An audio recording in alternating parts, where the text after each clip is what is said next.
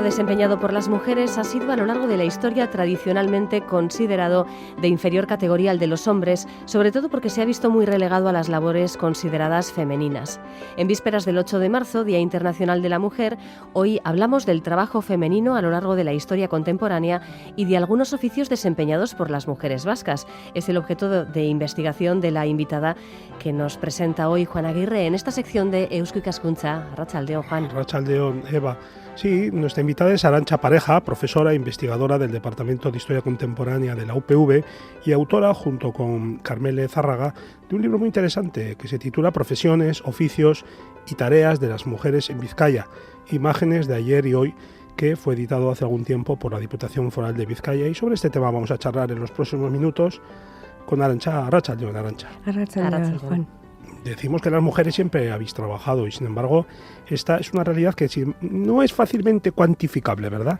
Porque a menudo el trabajo femenino resulta opaco, socialmente opaco, no consta como tal, que a diferencia del trabajo masculino, y por tanto no se refleja en las estadísticas laborales, que son, al fin y al cabo, un instrumento fundamental para el trabajo de las historiadoras. ¿Esto es así? Bueno, también es un problema para las historiadoras que no se pueda cuantificar el trabajo femenino, pero también sigue siendo problema. Hoy en día, si no podemos contar bien a todas las mujeres que trabajan, eso significa que no constan en su aportación al PIB nacional. Y esto me parece que es muy importante resaltarlo. Claro, porque vamos a hablar en un concepto histórico, pero seguramente muchas de las cuestiones que van a salir a relucir se pueden aplicar a la actualidad tranquilamente. Pues desafortunadamente hay que decir que han avanzado las mujeres en recuperación de derechos y una mejora de situación en general social, pero hay cosas que todavía hay que arreglar y que están exactamente en el mismo sitio donde estuvieron desde el principio. Por ejemplo, yo me he encontrado en un archivo, en el Boletín Estadístico Municipal de Bilbao, como pone lista de salarios para la categoría tal, la que sea, de gente que trabaja en el ayuntamiento. Pues 5 pesetas diarias para los hombres. Si es una mujer, pues un tercio menos.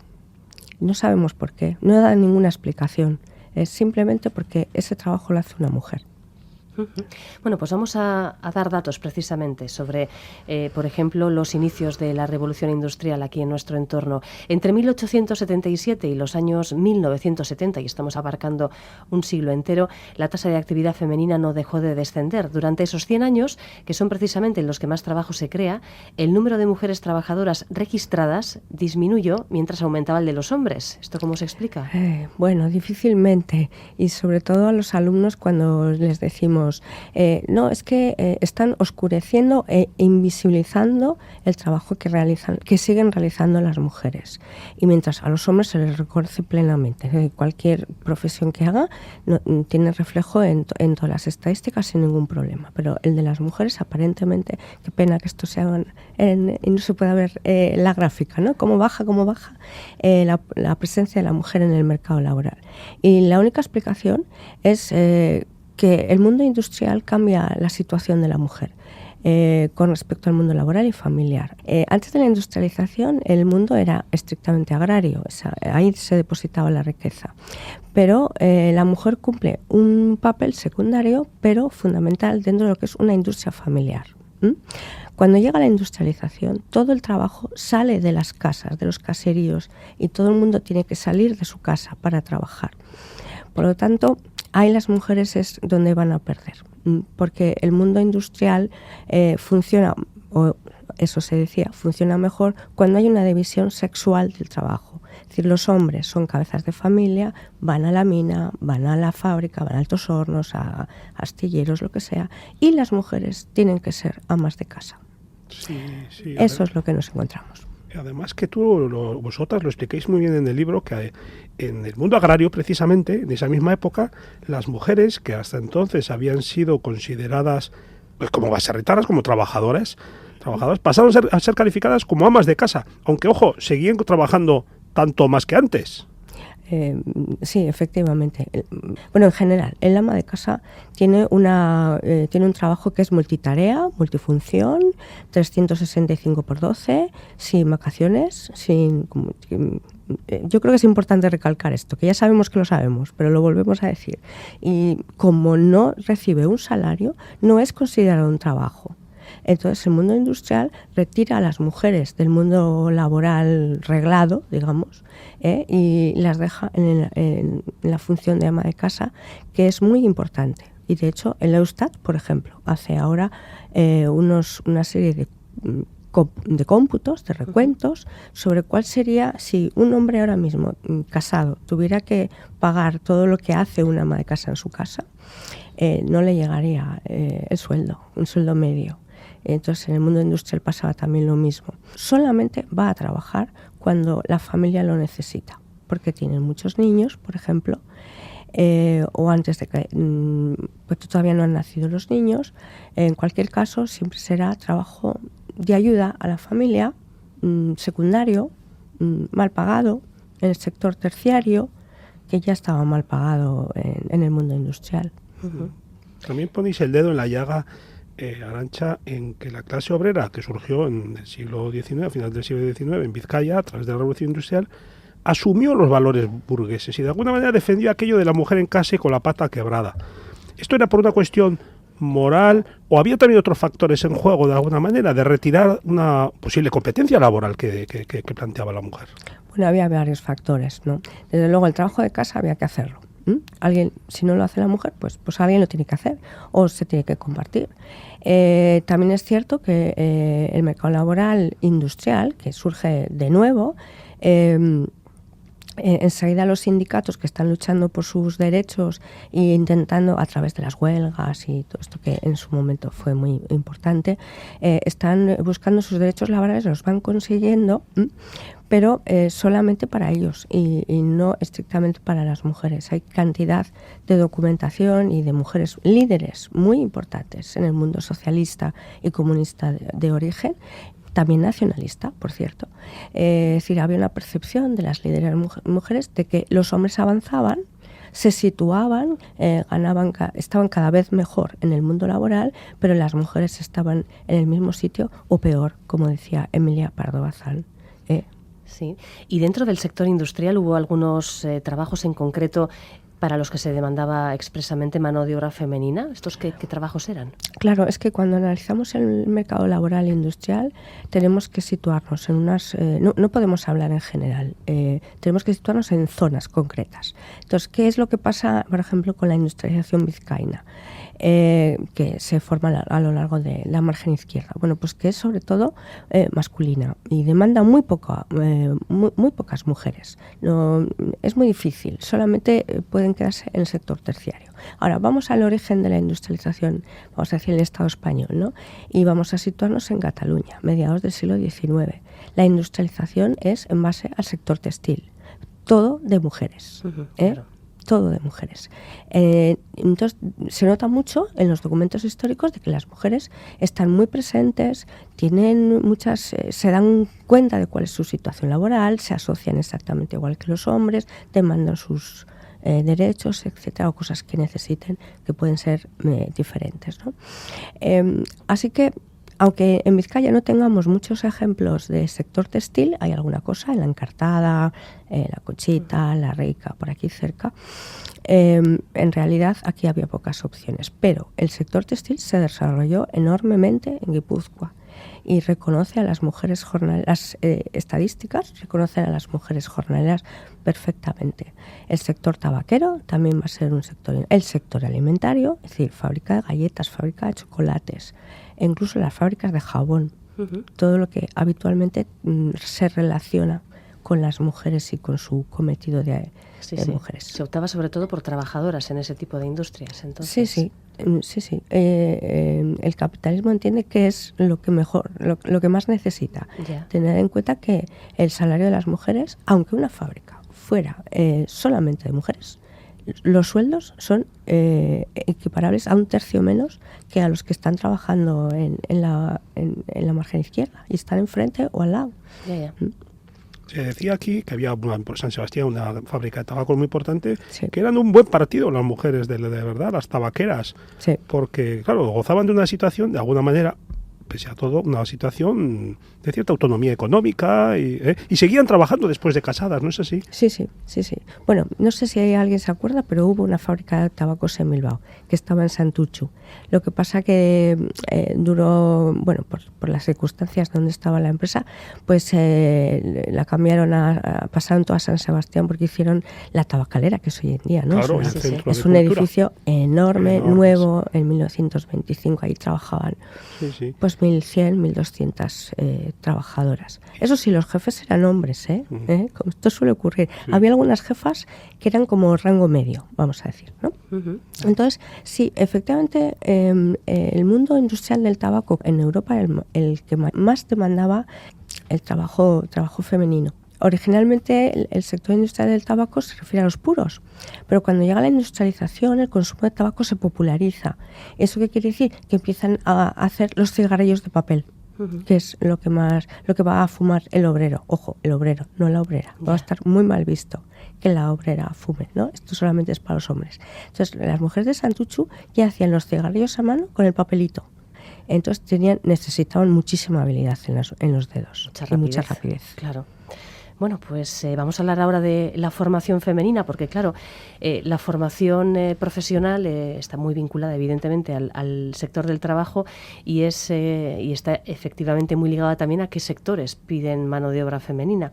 En este sentido vamos a recordar que el primer centro de enseñanza secundaria en nuestra historia, el Instituto Vizcaíno, no admitía chicas y que sería la Escuela de Artes y Oficios, creada en 1879, de la que hablamos también en este programa, Juan, hace un tiempo. Hace un año, sí. Sí, pues esta fue la primera y durante mucho tiempo la única vía de acceso para jóvenes a una formación por encima de la primaria. O sea, chicas que querían ser algo más que criadas o lavanderas o que querían ser algo más que amas de casa. Y es una escuela además, y esto también lo comentamos en su momento, donde las chicas obtenían mejores notas que los chicos. Sí, la verdad es que eso es lo que hemos visto en los expedientes académicos, que son muy buenas estudiantes.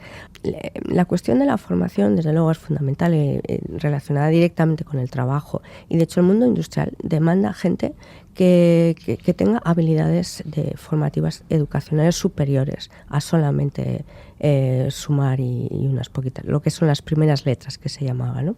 Claro, esto va a existir para los hombres, la posibilidad de la secundaria, van a ir al instituto, pero ¿quiénes van a ir al instituto?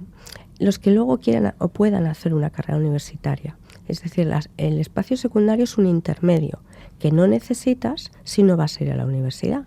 Y recuerdo aquí que en España dejan matricularse a las mujeres en la universidad en 1911.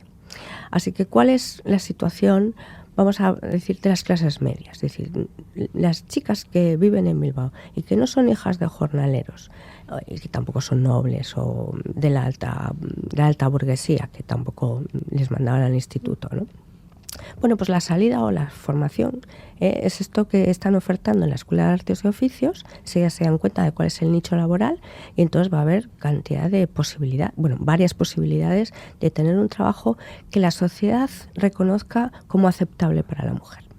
Ser maestra, ser enfermera, ser costurera con estudios para trabajar en un taller, eso no va a estar penalizado. ¿Y qué se puede decir de las mujeres en el comercio? Porque tú hace un año, Arantxa, presentaste una ponencia en una comunicación a un simposio sobre Bilbao, organizado por Isco y Casuncha, concretamente sobre este tema, sobre el tema de la mujer en el comercio bilbaíno. ¿Con qué nos tendríamos que quedar? Ay, es un tema apasionante, pero es un tema dificilísimo. Porque aquí se oscurece mucho más la función de las mujeres, porque la mayoría de los comercios son pequeños y son de tipo familiar. Entonces, o incluso cuando se fabrica un producto de forma artesanal, pues el marido, vamos a decir, trabaja en ese producto y la mujer vende.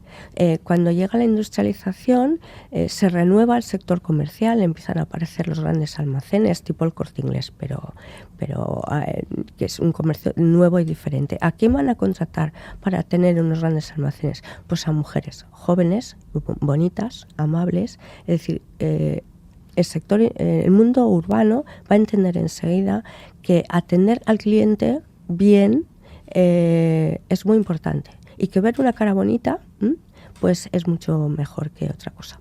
Entonces, ¿dónde se oscurece? Bueno, se oscurece desde luego en los grandes almacenes, pero también en las empresas familiares, que la mujer está allí. Lo que pasa que él será carnicero en las estadísticas y ella es ama de casa. Bueno, y cuando se habla de las penalidades de la mujer en el mundo del trabajo y pensamos en cómo era esto hace 100 años, hay oficios que se las traían. Por ejemplo, el de las cargueras y sirgueras de la ría bilbaína, que puede ser quizás un caso de los más extremos que hayáis, o el más extremo de los que hayáis podido estudiar. Sí, es el más extremo. Precisamente por eso se habla más de este trabajo, concretamente más de las sirgueras de lo que hubo en realidad, porque se prohibió enseguida. Cuéntanos en qué consistía, porque en Bilbao sí sabemos que existe el camino de las sirgueras hoy en día todavía y sabemos a qué se refiere. Bueno, la sirga consistía en, muchas veces los barcos que venían llenos de carbón para la industrialización no podían entrar por la ría porque eran barcos muy grandes o no tenían suficiente calado. Entonces, ¿qué es lo que hacían? Pues sacaban las gabarras hasta fuera del puerto o donde estuvieran, y entonces esas gabarras que no tienen instrumento de navegación, no tienen motores, solamente pueden subir hasta la zona de descarga, que suele ser más o menos a la altura de Baracaldo, por ahí, van subiendo a brazo esa gabarra que pesa, pues lo que pueda pesar, imaginaros, ¿no?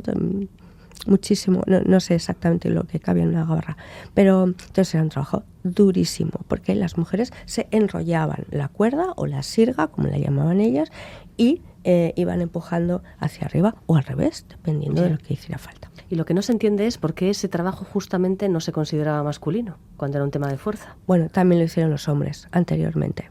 Sí, lo que pasa es que, por ejemplo... ¿Cobraban menos ellas? Bueno, pues por supuesto, cobraban menos y además menos de lo menos de lo menos. O sea, eran consideradas al nivel, en algunos momentos, de ser animales. Porque también lo habían intentado con caballos. Eso te iba a decir, porque no pusieron bueyes. Los periódicos de la época ya se decía, ¿verdad? Había artículos escandalizados diciendo que pongan animales, por favor, pobres mujeres y tal. Sí, porque además... Debía ser una estampa verdaderamente patética. No eran mujeres robustas tampoco las que hacían el trabajo, sino que tenían un aspecto además mucho más frágil, ¿no? Entonces, todo se juntaba. Arantxa, mutatis mutandis, no vamos a hacer la comparación, pero vosotras también en el libro ya señaláis bien que los oficios modernos, que estaban de moda, que eran muy atractivos para las jóvenes de su tiempo, como secretaria o telefonista, ahí también había a veces condiciones laborales duras. Sí, es que, a ver, si lo vemos a lo largo de la historia del trabajo de la mujer, muchas veces se desvaloriza el tipo de trabajo que hace simplemente porque lo hace una mujer. Y esto ocurre. Se valora menos, se paga menos, se considera auxiliar, se considera que las mujeres no son muy confiables en el mundo laboral, porque a lo mejor tienen hijos y entonces se van o vienen. O sea, es decir, produce al mundo capitalista un síntoma de inseguridad y por lo tanto, pues... las condiciones, sí, depende en dónde, podían ser muy duras. Hemos visto la sirga, pero... A ver, ¿qué pasa en Telefónica, por ejemplo, cuando se funda, ¿no? Las compañías telefónicas en todo el mundo, no solamente aquí, requieren mujeres. ¿Por qué? Porque consideran que son su forma de ser y su forma de trabajar y su forma de trasladar qué es esto del teléfono, porque ahora nos parece muy normal, pero el teléfono tardó en introducirse, no se entendía muy bien y seguro que habéis visto fotos de mujeres con las clavijas, ¿no? Eso es un trabajo muy, no sé cómo se ve, muy estresante y encima mal pagado, ¿no? Pero a pesar de eso, apreciado. Podían, como el caso del tabaco, también las mujeres casadas, si querían, podían también continuar en el trabajo. Lo que tenían problemas es cuando ya llevaban muchos años, digamos, para ascender, es decir, para hacer carrera profesional, ya ahí era imposible. O sea, llegar a jefa de algo, aunque se fuera a media, de ahí no se podía salir. Pero me parece que esto tampoco ha cambiado mucho, ¿no? Ya. Te voy a pedir un ejercicio de malabarismo casi, que es realizar un análisis de lo que ha sido este siglo XX. El primer tercio del siglo XX, bueno, yo es que conozco más el caso de la Comunidad Autónoma Vasca, lógicamente, pero tenemos que tener en cuenta que es una zona que es líder económicamente dentro del Estado.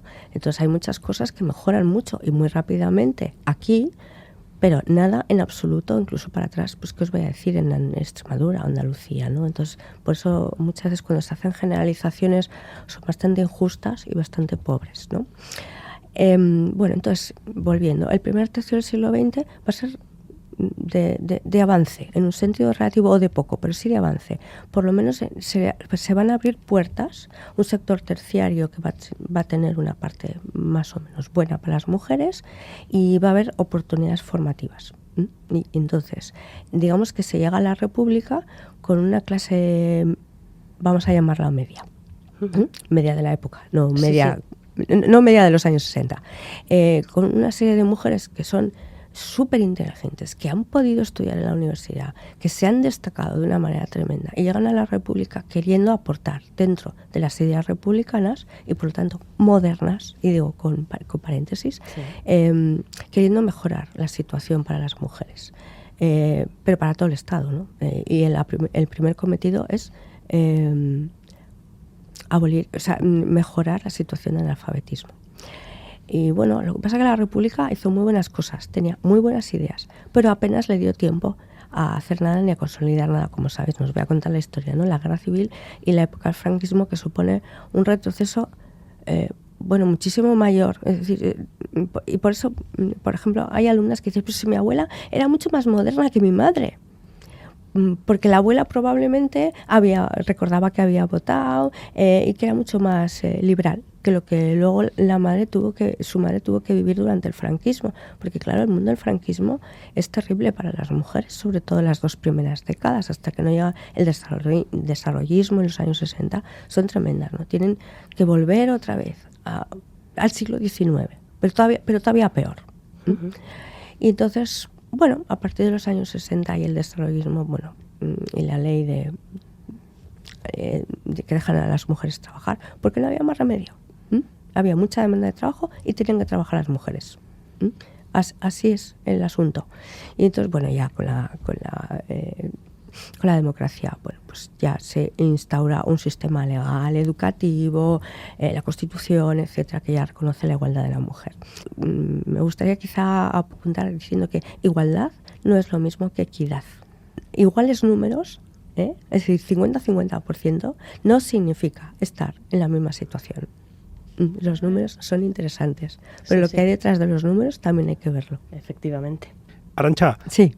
Ya de cara al futuro, ¿cómo ves? ¿No crees que se está moviendo algo verdaderamente ahora? Estamos siendo las circunstancias laborales muy difíciles para todos, para mujeres y para hombres. ¿No crees que hay algo que se está moviendo de fondo? Hay muchas cosas moviéndose ahora socialmente.